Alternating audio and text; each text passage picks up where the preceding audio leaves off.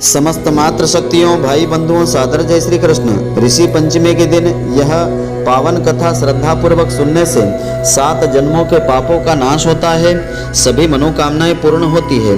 तो मित्रों, पूरे वीडियो को आप ध्यान पूर्वक अवश्य देखें, तभी इसका संपूर्ण फल आपको मिलेगा।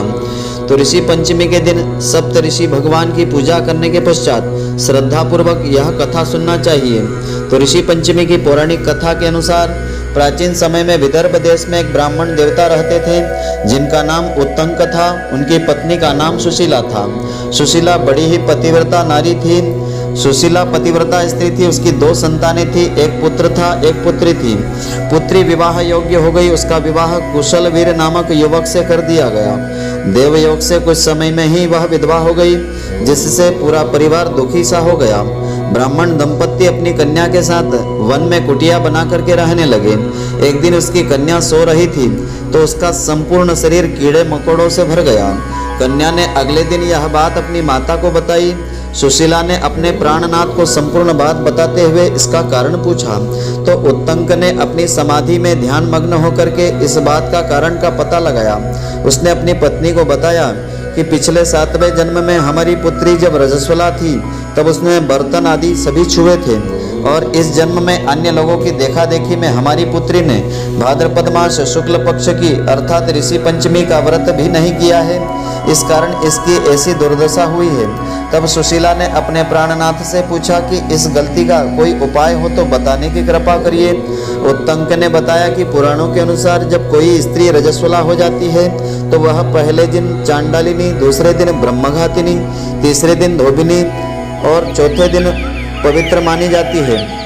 अब यदि हमारी पुत्री पूर्ण विधि विधान पूर्वक ऋषि पंचमी का व्रत रखे तो इस समस्या से छुटकारा पा सकेंगे। पिता की आज्ञा के अनुसार कन्या ने विधि विधान पूर्वक ऋषि पंचमी का व्रत किया और सारी समस्याओं से मुक्ति पाई। ऋषि पंचमी व्रत के रखने से अगले जन्म में अटल सौभाग्य मिलता है और सुखों की प्राप्ति होती है। तो ऋषि पंचमी की दूसरी कथा के अनुसार सतयुग में एक नगरी थी जिसका नाम विदर्भ था। उस नगरी में सुमित्र नाम का एक कृषक था।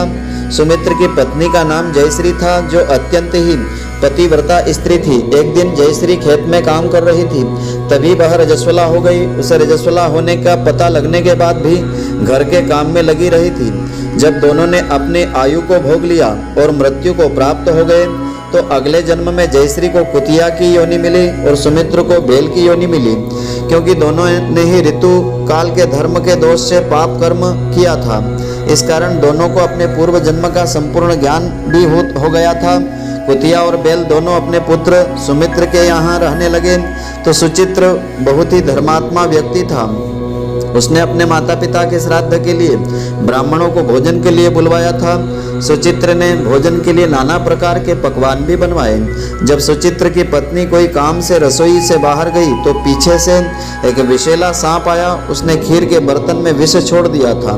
यह सब दूर खड़ी कुतिया रूपी सुचित्र की माता देख रही थी।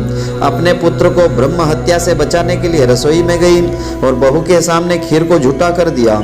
यह देख करके सुचित्र की पत्नी बड़ी ही क्रोधित हो गई और उसने पास पड़ी एक लकड़ी उठा करके उसको मारना आरंभ कर दिया।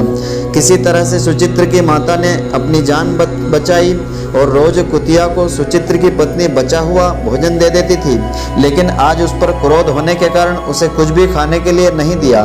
बचा हुआ सारा खाना बाहर ही फेंकवा दिया। शाम के समय सुमित्र और उसकी पत्नी आपस में बात कर रहे थे कि देखो, हमें पिछले जन्म में पाप की हमारे सजा मिल रही है। आज बहू ने मुझे कुछ भी खाने के लिए नहीं दिया है। मेरी भूख के मारे जान निकल रही है। सुमित्र ने कहा कि आज मुझे भी खेत में ज्यादा काम करवाया गया और मारा गया। इन दोनों की बात सुचित्र उनका पुत्र सुन रहा था। तो अगली सुबह सुचित्र जंगल में ऋषियों के पास गया। अपने माता पिता को पिछले जन्मों के पापों से मुक्त कराने का उपाय उनसे पूछा। तो ऋषियों ने कहा कि यदि तुम और तुम्हारी पत्नी एक साथ ऋषि पंचमी का व्रत करके पूर्ण विधि विधान पूर्वक पूजा संपन्न करो, इस पूजा का फल अपने माता पिता को अर्पित कर दो तो वे पिछले जन्मों के पापों से मुक्ति पा लेंगे। ऋषियों के कहे अनुसार सुचित्र एवं सुचित्र की जो पत्नी है, उन दोनों ने ऋषि पंचमी की पूजा पूर्ण की, विधि विधान पूर्वक पूरी करके दान पुण्य कर्म किया और पूजा का जो फल था अपने माता पिता को अर्पित कर दिया, जिस कारण उन्हें पिछले जन्मों के पापों से मुक्ति मिल गई। तो इस प्रकार से यह ऋषि पंचमी की पावन व्रत कथा है। इस कथा को इस दिन श्रद्धा पूर्वक श्रवण करने से सभी पापों से मुक्ति मिलती है। तो मित्रों, आशा करता हूँ कि आपको हमारी यह ज्ञानवर्धक जानकारी पसंद आई होगी। यदि आपको पसंद आई हो तो आप हमारे वीडियो को लाइक व शेयर अवश्य करें। धन्यवाद। जय श्री कृष्ण मित्रों, फिर मिलेंगे।